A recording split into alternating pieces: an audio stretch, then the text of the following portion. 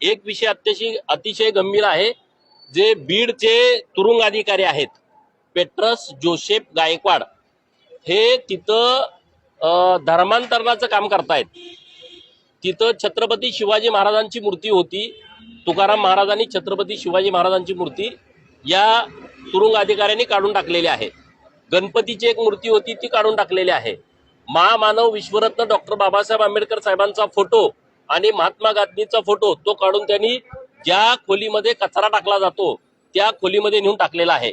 आतमध्ये सगळे बायबल मधले स्लोगन लिहिलेले आहेत आणि रोज तिथले कैदी हे वारकरी संप्रदायाची भूमिका घेऊन पुढं रोज भजन कीर्तन हे जेलमध्ये व्हायचं, ते भजन कीर्तन त्यांनी पूर्णपणे बंद करून टाकलेलं आहे।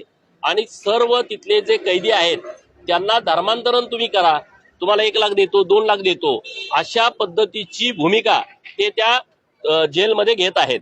आणि तिथला एक पाद्री आहे तो आठवड्यातनं 2-3 वेळा हा या जेलरला भेटायला येतो, त्यामुळे सीसीटीव्ही फुटेज तिथं उपलब्ध आहे।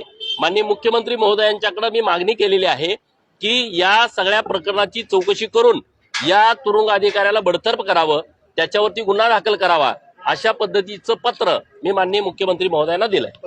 रोकठोक महाराष्ट्राला सबस्क्राईब करा आणि बेल आयकॉनवर क्लिक करायला विसरू नका।